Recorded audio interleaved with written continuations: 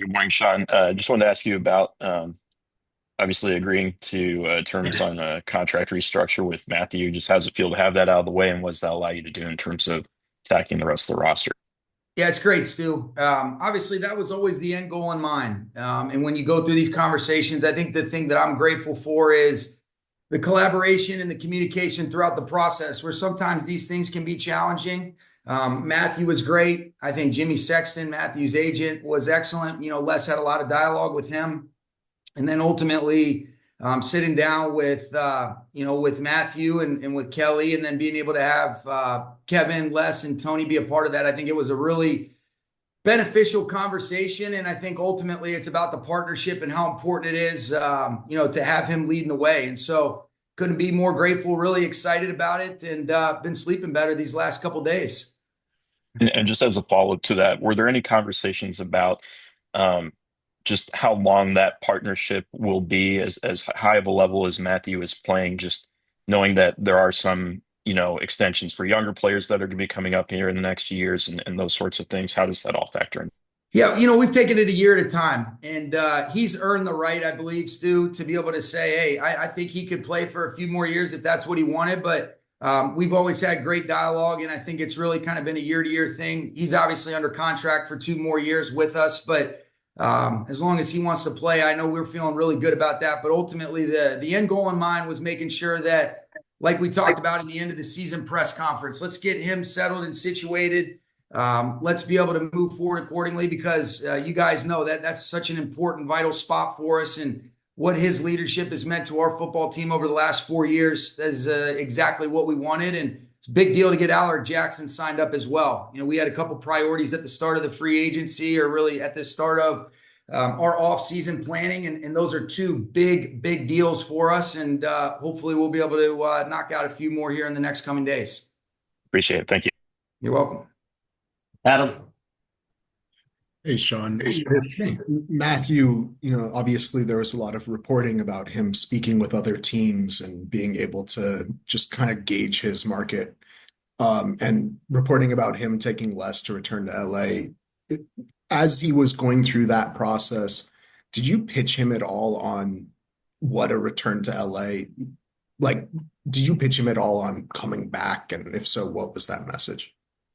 Adam, I think what you do is you have honest conversation. There's 4 years of equity in a relationship that means a whole lot to me and a lot to him. That I think there's a body of work, there's experiences, there's relationships that'll go on a lot further on, past the time that he plays and past when I coach. And so, I don't know if it's necessarily, yeah, I mean, if you want to say, did I want that? And was that the end goal for our group collectively? Absolutely. But I think you want to allow him to be able to come to a decision with Kelly and his family that's best for him, that he could get excited about. I think that's the important thing is you want everybody to feel really good about the partnership. You want them to be excited and optimistic.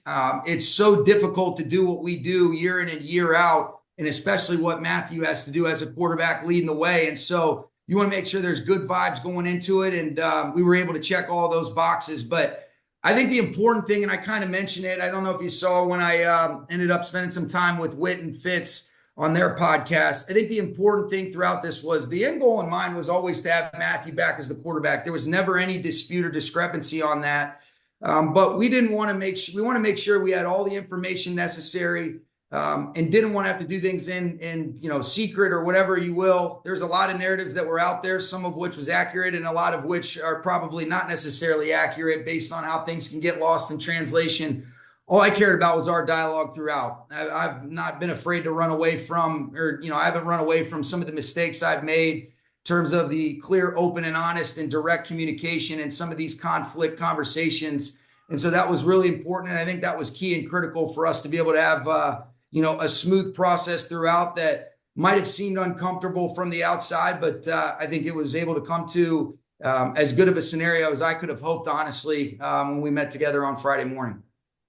You've talked in the past about what Cooper has meant to you personally, and he's obviously also meant a lot to the franchise and to the fan base. What factors led to the decision to make him available via trade this offseason? Yeah. I mean, you just said it. I mean, this guy's changed my life for the better. We've had 8 years together.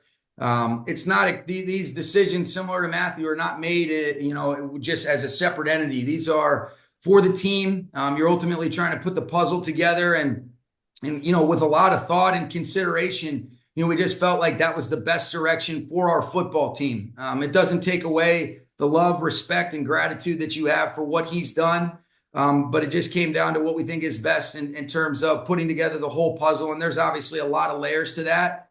And I think you always use you always acknowledge the fact that, hey, been wrong before, could be wrong again, but we always try to have our core values and the big picture shape, our perspective and really ultimately our decision making. Not easy, but couldn't be more impressed with the human being and how he handles some of those conversations. And no matter what, his legacy is cemented as an all-time Ram. And most importantly, I'm a better human for having had these 8 years with him. Were there any discussions with him or his representation about a contract restructure? We haven't had those types of conversations. It was more along the lines of kind of when Les, Kevin, Tony, myself, and then obviously with communication from personnel and from the coaching staff, it was really, all right, this is the direction that we're going to go. We'll seek a trade. We'll take it a day at a time. I know Les has had some communication with Ryan Tollner, Cooper's agent. I've had dialogue with Cooper, and that's kind of where we're at with that. If you are unable to find a trade partner, is the door completely closed on him coming back to the Rams next year?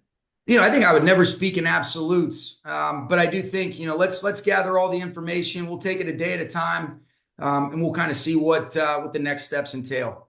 Thank you. You're welcome. Sarah. Hey, Sean.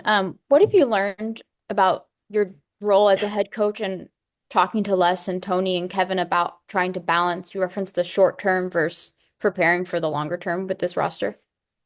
Oh man, I think you try to refer to the experience, to a lot of the good decisions, to some of the things that we would maybe do differently, and then think it is the element of trusting everybody to do their role and responsibility. I think the one thing that I'm so grateful for, and I know I speak for Kevin, Les, and Tony, is having a ownership group in the Kroenke family that supports and trusts us, builds safety, gives us the freedom to fail, but also acknowledge our mistakes, and then ultimately try to be able to do the next right thing for us. And so it is always a balance, and this league is challenging, but I think you try to put that puzzle together. I think you use the previous experiences, and then ultimately is it about building a team, and what does that look like to acknowledge what's been going on? Where are the things what are the things that we need to do to be able to address, to be better in certain spots, whether that's coaching, whether that's schematic, whether that's personnel related, and how does that evolve and adapt, with the fluidity and flexibility that's necessary on a year-to-year basis. I would have told you a couple of years ago that we need this, and now that's changed. And so I think the ever-evolving landscape of the league and the challenges are what make this fun. But that is a fluid situation, but ultimately it's about the collaboration amongst the group. And I think it's been pretty fruitful up to this point, and looking forward to trying to do it better than we've ever done it before in year 9. Was there a point at all last week? Or maybe... That's crazy. Year 9. Oh man. Getting too old for this, Gary. Go ahead, Sarah. Sorry to interrupt. Was there a point at all in the last week or two where you thought Matthew might not be on your team next year? No, that was never something that I ever thought would occur. What were the conversations then, as when he, at the end of this season, you guys sit down for the first time? What are the reasons, I guess, that you were even having those conversations, and why? Are you talking about like right after the season when we ended up opening up just some other dialogue with other teams? Yeah, I mean, the fact that he's under contract technically, it's not like he's a free agent. Sure. Well, I think here's the deal. And you guys know, when we made the contract adjustment last year, there was always an understanding that he wouldn't play under the number that he was due this coming year. Now, what exactly that was, so we always knew that there would be some form of an adjustment based on what we did that last day of training camp in terms of how we moved things around and got him to where he was last year. So that was something that we always knew was coming down. And when he felt good with the way the season ended, and obviously we were all ecstatic about him wanting to continue to play and play at a high level. Now it's just figuring out the semantics of, all right, there's no way to put an actual value on what he means, but what does it look like to be able to fit it for the landscape of our football team, where we're at, knowing how many years you want to play, and what does that look like for the short and for the long term. And I think fortunately we were able to come to a compromise and a conclusion that everybody feels really good about. And I think it's a great reflection of him and our group. And so you anticipate having this conversation again next year? Oh yeah, but here's the positive. Last year it took about 7 months. This year about 3 weeks. So maybe it'll be about 2-3 days next year if we have to do this. Thank you. Gary. Hey, Sean. Hey, Gary. In regard to the meeting you guys had on Friday, can you give us some insight into, what happened there? I mean, at that point, was his decision already made and you guys just solidified it, or what? Take us inside that meeting if you could, please. Who was there? Yeah, I think the people that were there, and I want to keep it, relatively in-house just because of the conversation. Here was the goal and here was the intent, Gary, to make sure that we're just all on the same page and we feel good and excited about this partnership moving forward, knowing how instrumental really the Stafford family as a whole is to what we want to be able to do. How important it was for our leadership group to just make sure that, hey, I know this, the people that I love and care about the most, I'm able to have real conversations with. And ultimately that was the goal, is making sure that, yes, we all felt good about where we were coming from. And we wanted to make sure that after we were able to have that dialogue that was, open and honest and very, it went better than I could have ever hoped, that we all felt good about the direction that we're headed. And that was exactly what was accomplished. And, for that, I was very grateful for everybody that was involved. How, Jimmy Garoppolo is a pending free agent. What's the situation with him? Or do you want to bring him back again? And do you think he wants to come back? Or what's going to happen with the backup quarterback? Yeah, we would love to bring him back. I obviously have been very busy working through kind of the Matthew situation. And so that's the hope and anticipation. Now, you guys know that there might be some other interest, and Jimmy's earned the right to be able to have that type of interest. But yes, if you said, would I want Jimmy back here to be able to work in the quarterback room with Dave Ragone and Matthew and those guys, the answer is absolutely yes. Can you update us at all on situations involving like Bobby Brown, Michael Hoyt, some of your other pending free agents? Yeah, those are fluid. We are a week away from the negotiation period, being able to start where you can start talking to other teams. I think in an ideal scenario, Gary, you're able to get some of your guys that, that you want to be able to bring back in-house taken care of before that bell rings, just so you have an idea of what does it look like to be able to build out and some of the different things that we have relative to our budget and the team building element of it. And so don't want to get too specific just for competitive reasons, but those are guys that you mentioned. And there's some other guys that we'll be working in the background to be able to see if we can come to a decision and a conclusion. And if we are, then we'll be excited about it. And then if in fact, Cooper, you guys do part ways with Cooper, how will you approach, replacing him in that receiver core? Is that something you would like to do with free agency, the draft, both? How are you approaching that? Yeah, I think you look at all ways to, what are the different avenues to onboard people, and you kind of just mention them. There's re-signing our own, there's free agency, there's the draft, and then there's trades. And so we'll explore every avenue. I think similar to what we've talked about, whether it be Aaron or some of these other special players, you're not asking anybody to replace or to be Cooper Kupp. He established a legacy and cemented himself as one of the all-time greats. I do think it'll offer an opportunity for Puka Nacua to take on a big role in terms of just being the natural leader in his own personality, where he's able to kind of lead that room alongside, Nate Scheelhaase and Eric Yarber and Rob Calabrese. But we're in the midst of working through that. And so we'll see what that looks like. But you don't replace a Cooper Kupp and what he's meant to us for so many different things on and off the field. Thank you. You're welcome. Jordan. The sun is bright, isn't it?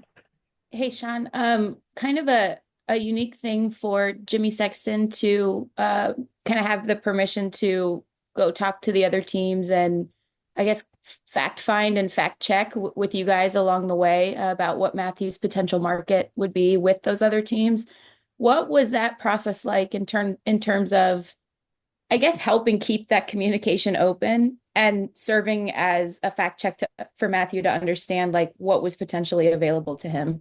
Sure. Yeah. I can't speak on behalf of what the conversations with Jimmy entailed with some of the teams that were interested, but I think the ultimate intent, from our perspective, Jordan, was there was a lot of conversations. And so, Les being able to just return some calls and have some dialogue with the end goal in mind, always having him back. But if that was ever something that was going to happen, which is not what we wanted, but if that ever was something that you would have had to go that direction, there would have been two factors. Number one, what's the draft comp that you would receive in return that you would even deem worth even considering? And then number two, what would be the parameters at which he would agree to go sign a new deal based on what we did in terms of adjusting his contract? And so it was really just to have the open communication, not have to necessarily do anything behind the scenes. And so it was a lot of it was a reflection of some of the mistakes that I feel like I've made in previous years, Jordan, and I didn't want to go down that path. Wanted to make sure you're accountable for the things that we've talked about, that I've been open about. And I think that was kind of the thought process. And obviously the end goal in mind was always to end up where we did on Friday. And for that, I'm really grateful. Just to clarify on, excuse me, just to clarify on the adjustment, is it year to year under the current framework of the existing extension, or will you guys adjust it to reflect a 1-year contract? No, I'll tell you this, Tony will work through all those semantics with our group, but ultimately we were able to agree on what that adjustment would be for this coming year with the 2 years that he has remaining under contract with the Rams. Okay, I appreciate that. Obviously you guys have looked at the long term and the short term at quarterback since last year, I would imagine, because you've been year to year on this. What's that conversation with Matthew like of, yes, he is your guy, but you also have to start planning for the future. And will you guys continue to add to this room either this year or possibly next? And how is he dealing with that? Oh, he's been great. I don't think there's ever been like a threat to if he wants to continue to play. And I think he's playing at such a high level. It's not necessarily as much contingency plans. It's just operating under the assumption where you're saying, hey, however long you want to play in the way that you're playing, this is outstanding for us. But at some point when you decide that you're ready to be able to transition into a new phase of your life, I'm hopeful to still be here and we're still hopeful to be here. And so what does that look like without him leading the way? I think the first thing is you got to have people that you believe are legitimate candidates to be a starting caliber quarterback and to lead your organization. We've been very spoiled since I've been here in a good way with what Jared Goff did for the first 4 years and then what Matthew's done for the last 4 years. And so I don't take lightly, what a big deal that will be whenever that time comes. Hopefully it's not something that, we have to deal with at any time. But I do think that the important thing is you have to identify people that can legitimately continue to move your football team in a manner that's reflective of what you want forward, while also acknowledging the fact that it's not going to be the same. And this guy is unique and he's a Hall of Famer. It's why he'll be putting a gold jacket on 5 years after the day he retires. Just a quick side question to the Rob Havenstein and Tyler Higbee. Obviously they are not free agents, but what is their status and will they be back with the team next year? Oh yeah. That's the full expectation. Those guys are instrumental to our success. Those are guys that I thought Higbee coming back played. I thought both of them played at a really high level.